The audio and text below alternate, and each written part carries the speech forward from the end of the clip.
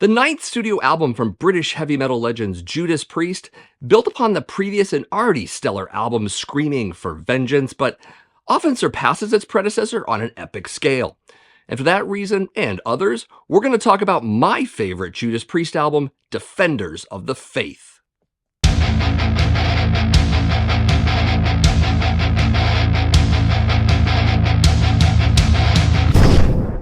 So I discovered the band back in late 1983 during the time of my early metal discovery. Believe it or not, the first song I'd heard was United off of British Steel, as it played on the radio station I often listened to and just happened to be cassette taping at the time. And that one song got me curious about the band, so in early 1984 I bought both Defenders and Screaming, having never heard either record, and I've been a serious fan ever since. As for Defenders of the Faith, it was recorded at Ibiza Sound Studios in Ibiza, Spain, and mixed at DB Recording Studios and Bayshore Recording Studios in Miami, Florida. Producer was Tom Allom, who also handled nearly a dozen other albums for Priest, including the one before this album and the one after it. Defenders also charted pretty well around the Western world, with it peaking at number 18 on the US Billboard 200 chart and number 19 on the UK Albums charts. The release date was January 13th, 1984.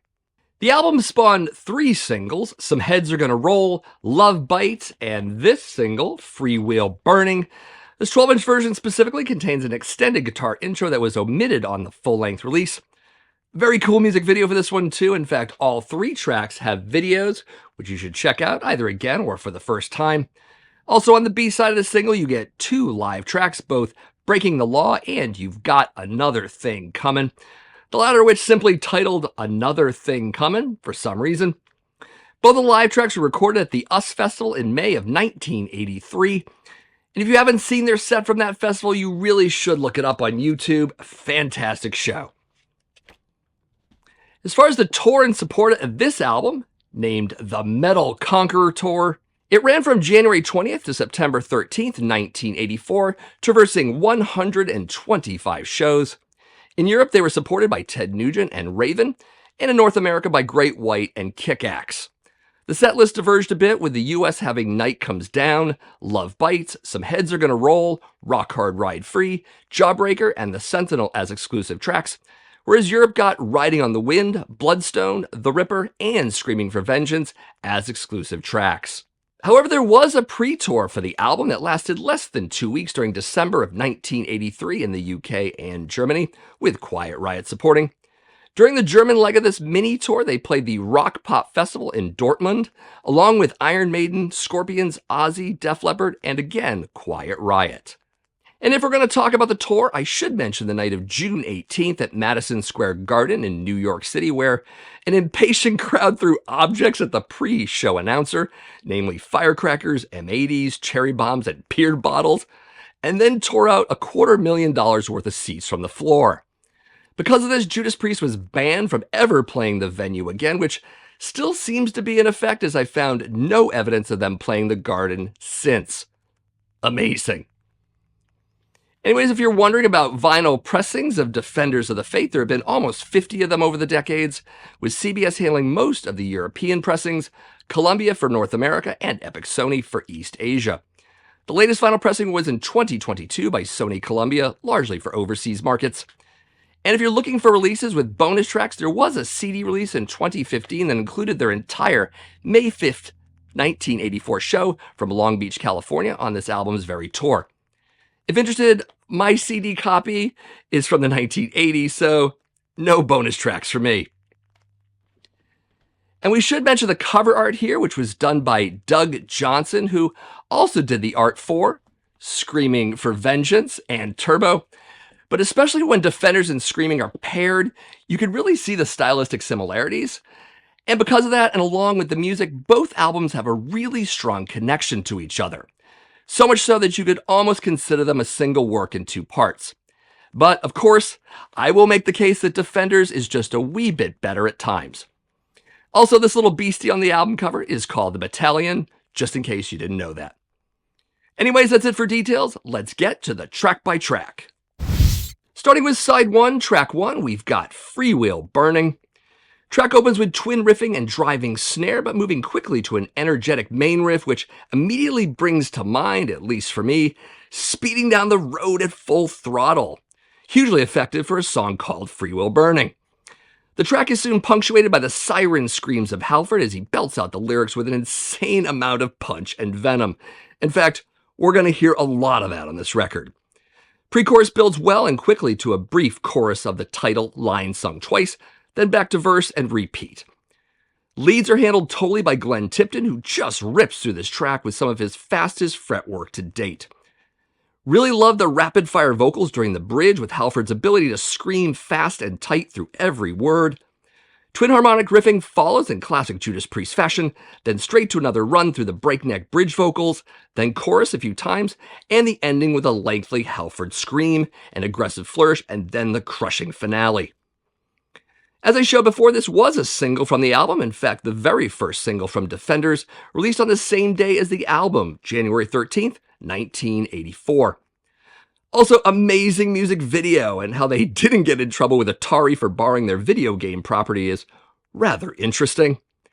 So the lyrics really are a statement of purpose for this album, using the driving metaphor as a means to express going after something without letting anyone get in your way.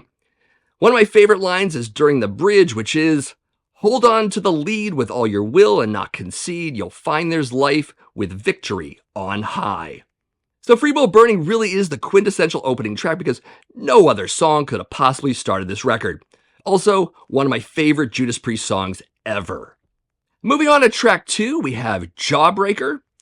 Track opens with a series of power chords jumping straight into the grinding but distant sounding verse riff to allow Halford to come front and center with his talk singing lead in to set the proper mood. From there we move to a building riff, which is kind of funny because Halford literally sings and all the pressure is building up, with the song also building up. I kind of dig that. Some solid mid-range epic vocals here, giving the music the gravitas that the bold lyrics demand. It's dramatic and heavy in all the right ways. Chorus is simply the title, sung once, then back to the verse riff. Short and sweet. Holland's cymbal accents throughout are also pretty cool and shouldn't be overlooked. Soloing is handled by KK Downing this time. Lots of whammy and wailing along with some moments of speed, but he really does move through a number of shifting moods overall. Then another pre-chorus, then an extended chorus, ending with an exaltation of breath. So lyrics on this track somewhat begin their exploration of writing about self-created creatures, which later would give us things such as Painkiller, Nightcrawler, Jugulator, Demonizer, and still others. In this track, I dig the entirety of the lyrics, but it's definitely the pre-chorus that does it for me, which is, the cracks appear, the frame starts to distort, it's ready to explode. Jawbreaker. So an epic track, though, not the only one on this album. We'll get to another one in a couple songs. Of course. Moving on to track 3, we've got Rock Hard, Ride Free. Track opens with Glenn's distant sounding and isolated guitar passage, which is a theme that we find in more than one song on this album, that whole distant guitar sound thing. It's an effective device throughout and definitely adds to giving tracks a more epic feel at times. Single and punctuating power chords join in, then drums and main riff take over. Verse vocals are interesting here as they are emphasized by dramatic stop-starts, giving Halford some added spotlight. Some great vocal wails come in for the pre-chorus, leading to alternating barks and screams for the otherwise jump to mid-pace in the chorus, also bringing in some catchy melody. Then verse and chorus repeat with some cool switch-offs from Tipton and Downing in the solo department, leading to a sweet twin harmonic passage, all of which melodic and ponderous, but then right back to a repeat of the distant lead and riff, and then straight into the third verse, another extended chorus, and then the entire track fades out. So lyrics can be taken a couple different ways, but it's likely intended as another you can do it type of song with sentiments such as going against the grain, grab the lead, don't take no for an answer, and all of that. Too hard to single out a favorite lyric, so let's just say the entire song. And also a bit of inappropriate sharing here. When I was 16, this album came out, and I was prone to turning many things into a filthy context at that age. With this particular track, I definitely found some wildly immature joy in changing the chorus to cock hard, slide free. So if you're in the need of invoking your own childish adolescent inner self while hearing this song, then feel free to change the title accordingly, I guess. Anyways, another track about self-motivation with some catchy musical bits, including the back and forth between Glenn and KK around solo time.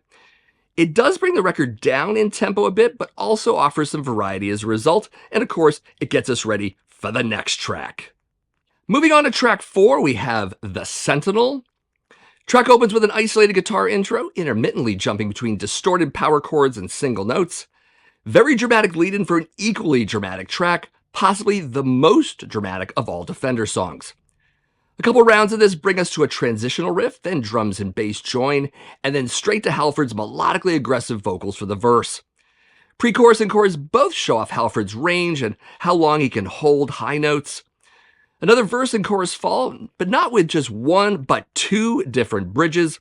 The first of which melodically leans into the verse a bit, but separates itself musically as well. It gets us to a crushing riff passage, leaping headlong into solo trade-offs. But then that second bridge comes in and it just takes this awesomely dark turn, with Halford giving a triumphant soliloquy of sorts over top subdued riffing and martial drums.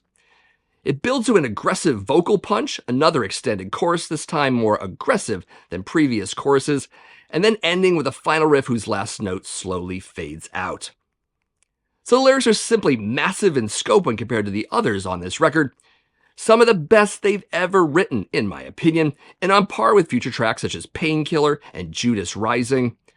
As for favorites, I do love them all, but this line always sticks out more for me. And that one is, across his chest in scabbards rest the rows of throwing knives, whose razor points in challenge tests have finished many lives. So likely the most epic track on the album and certainly a personal favorite.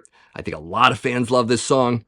Also some great melodies and tempo shifts, an incredible second bridge, and that elongated fade out at the end makes it a fantastic final song for side A. But we got one more side to go, so let's get to that. Flipping over to side 2 and track 5, we've got Love Bites. Track opens with almost doomy synth bell strikes, but also could be bass notes with tons of synth processing on them. Either way, it's an ominous way to start a track about kinky sex, but it also works. Sure. Anyways, Halford comes in with slow, menacing vocals with dramatic stop-start chords and drum beats behind him, leading to a steady single-note run in Halford's voice, taking on more of a layered and processed sound. Not much change, musically speaking, between the verse and chorus as they seem to fade one into the other, which almost gives this a sort of anthemic feel. A quick bridge follows, and while similar to other parts, it takes on a more intimidating tone, both musically and vocally, which I love quite a bit, by the way. Then we get a breakdown section leading to some trade-off riffing, a return to those bells, and then back to the verse. After that, we get a return to the chorus riff with Halford repeating the title in various styles, including a really cool lengthy scream towards the end. Then the track simply fades out. So this was the third single from the album, and just for the US, Japan, and Canada, released on April of 1984. B-side track was Jawbreaker.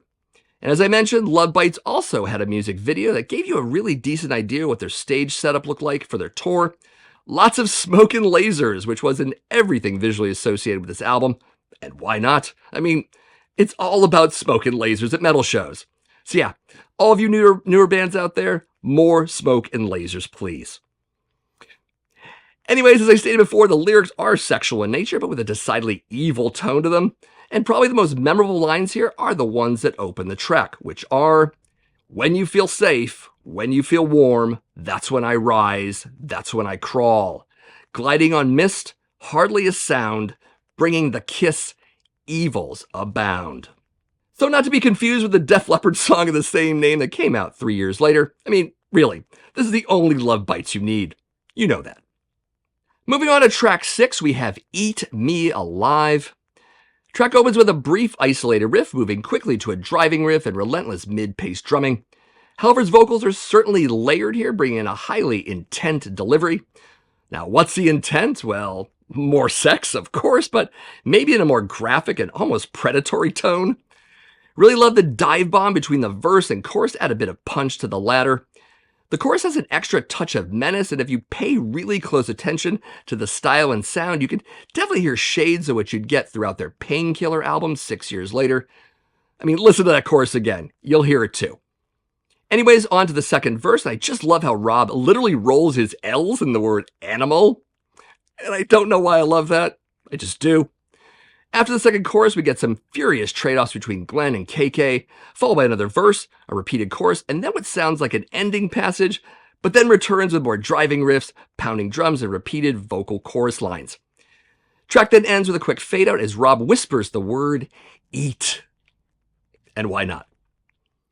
So the band had the distinction of making it to number 3 on the PMRC's Filthy 15 list with this very track. For those not in the know, the Parents Music Resource Center was a committee of largely wives of American politicians who wanted to restrict access to certain albums from artists who sang about sex or violence or the occult or even drugs and alcohol. Anyways, they came up with this list of who they felt were the 15 biggest offenders, so we had songs in it from all sorts of musical acts, including Prince, Madonna, and Cyndi Lauper on one end, but also Merciful Fate, Venom, and of course Judas Priest on the other end. The band claims they were surprised by the entry, but they also intended to be a bit provocative with its inclusion on the album, so there's that. Anyways, what's probably the most interesting aspect of these lyrics is that while they are written by a gay man, it doesn't necessarily come off as strictly gay sex. I mean, if you're hetero, like me, all you hear is heterosex in the lyrics. And I think that works out just great. Anyways, my favorite lyrics are the ones I well imagine got Tipper Gore's panties in a bunch and thus made it to the Filthy 15 list. And those lyrics are, gut-wrenching frenzy that deranges every joint. I'm gonna force you at gunpoint to eat me alive. Oh, the 80s. Anyways, it's interesting that we get 2 songs in a row that are not only sexual in theme, but also involve a sort of consumption. I mean, Love Bites and Eat Me Alive. The proximity of 2 like-minded tracks has always seemed a little odd to me, even back then, but each song is kind of spectacular in its own right, so I can forgive the redundancies here. Moving on to track 7, we've got Some Heads Are Gonna Roll. Track opens with a couple of drawn-out power chords interrupted by a drum hit and the lead riff. And once again, they utilize a driving riff for the verse. Pace is on the slower but still heavier side, with Halford singing in a mid-range, largely staying out of falsetto until the pre-chorus. Speaking of which, I really dig the distant sound of Rob's vocals early in the pre-chorus, leading into the high notes of the second part of that pre-chorus, dovetailing perfectly into the chorus, which is just the title repeated. Then another verse and chorus, as you might expect, followed by a short bridge and then some lead trade-offs, which this time are melodic and occasionally shreddy, more than heavy. Following the third chorus, we get a quick chorus breakdown and then right into Halford's alternating between chorus lines and screams. Then the track fades out. So this was the second single from this album, released on March 19th, 1984. B-side for it was a live version of the Green Man Alishi with a 2-pronged crown from the 1983 US Festival, mentioned previously. Charted decently as well, with it peaking at 42 in the US and 97 in the UK. And come to think of it, this is about as close to political as Priest gets on this album, and many others as well, but they don't beat you over the head with it, and it really could apply to anyone who feels like they've been under the thumb of a group with unchecked power. Almost a spiritual successor to Electric Eye in some ways. Anyways, favorite line in the song is probably, "When the enemy comes, he will never be heard. He'll blow your mind and not say a word." It should also be mentioned that KK considers this track sort of the odd man out in terms of style and production, and generally not sounding like a Judas Priest song. Some of that might have to do with the fact that it was written by an outside writer, such being Bob Halligan Jr., who also wrote Take These Chains for Screaming for Vengeance, as well as much later on the track The Lodger from Invincible Shield. He also wrote for Kiss, Helix, Bonfire, Kix, and other bands too. Honestly, I don't have the same issues with the track that KK does. I mean, overall, I'm pretty good with it. But it does seem to have that same hit single quality at times that You've Got Another Thing Coming does, though perhaps a bit darker than that one. Anyways, a good track, but not the strongest on the record. And given how amazing this record is, merely being good by comparison isn't exactly a bad thing. Moving on to track 8, we have Night Comes Down. Track opens with a slow and moody riff, setting the tone for what is this album's version of a power ballad. Drums and bass join in quietly, then Halford's more crooner style takes us through the verses, occasionally evolving to more of a mournful higher range for the pre-chorus, and then a mix of the two in the chorus. If you listen carefully to the chorus, there's this distant scream moan sort of sound way back in the mix. It's an interesting detail and probably there for added sadness. Then we get another verse, pre-chorus, and chorus to follow. though with some subtle vocal change-ups in each to keep things moving along. Bridge is especially dramatic, yet keeping in tone with the rest of the track. This leads to additional slow and melancholic solo work by Glenn and KK, then another chorus to follow, slowly fading out with Halford's vocal embellishments on top of chorus lines. So the lyrics are basically about lost love, which they'd cover again on future songs. See Out in the Cold for more of that. But realistically, Priest has been known to throw in a ballad on occasion, and often on side B specifically, so not unexpected. Not sure if I have a favorite lyric on this one, as there aren't any really that stand out, one from the other. It's all more or less fine. Anyways, a decent power ballad and likely one of the better ones they've done. I enjoy Halford's more soulful approach to vocals at times, and he's really effective in that regard here. I also like that they don't leave this album on a somber note, as the next track picks up the mood considerably. Moving on to track 9, we've got Heavy Duty / Defenders of the Faith. And yes, first and foremost, I do consider this one track, with the latter as more of an outro to Heavy Duty. That said, track opens with a slow and repetitive kick and snare combo, bringing in the anthemic vibe right away. It's joined by the main riff for a brief moment, which is slow and heavy. Then guitars drop down and pull stop starts while Halford sings powerfully between the quieter moments. It's heavy and dark and anthemic and metal all at the same time. Of course, it's also really short at 2.5 minutes proper, followed by 1.5 minutes of the group singing We Are Defenders of the Faith over and over before it slowly fades out. Live crowd elements are also pumped in a couple minutes deep into the track to give it some additional anthemic quality. So the lyrics are in the metal anthem vein, a sort of call to arms, if you will. Of the few lyrics we get, I still dig the first pre-chorus the most, which is, "Red hot licks in the palm of my hand. Feel your body quake as we hit the promised land. I'm heavy duty." So although a good track, it might have been more satisfying if the song had been longer or more had been done with the idea, but it's a reasonably strong way to end the record, and as I said before, it doesn't leave the album on a down note. So I do know that there are a lot of fans out there who claim other Judas Priest releases as their favorites. Those who prefer the 70s era of the band often gravitate to Stained Class, and still many metal fans really hold Painkiller in highest regard. Both are great records, but for me, it's always going to be Defenders of the Faith. To me, it's situated in a really good era of the band, and it also builds upon a really fantastic album before it. Before that, we get an album that panders a bit to the popular styles of the time, and after this record, we get an album that also panders to the popular styles of its time. But right in between there is Defenders, and it really stands out amidst their 80s offerings, whether metal or not so metal. As for favorite tracks on this album, you could probably guess that I'm going to say Free Will Burning, and especially The Sentinel. Those have been my favorites since the very beginning when I first heard this album, but I also love the rest of the record too. Yes, even Heavy Duty. I would say that I agree with KK Downing that the entirety of Side 1 has the strongest tracks on the record. They were also the first 4 songs the band recorded for the album, and the band was set on this very specific track order from the very beginning right in the studio. So, no accidents there. I should also mention on this channel, I had discussed the follow-up album to this one, such being Turbo. That can be found under the Do I Still Like or Hate section of this very channel. Check it out if interested. Now, of course, this is my favorite Judas Priest album, but what about yours? Is it this one? Is it another one? You should let me know that, and any other bands you'd like to see me cover in this series, or even anything else that this video brought to mind in the comments below. And if you just found my channel for the first time, my name is Matt. This is the Accusation Network, where each and every week I do videos on metal vinyl collecting, but also classic and modern metal in general. If you liked what you saw in this video, definitely give it a like. Maybe consider subscribing to my channel as well if you haven't done that. And of course, I really appreciate it if you share out some of my videos with your friends on social media. And of course, thank you as always for watching, and I'll see you in the next video.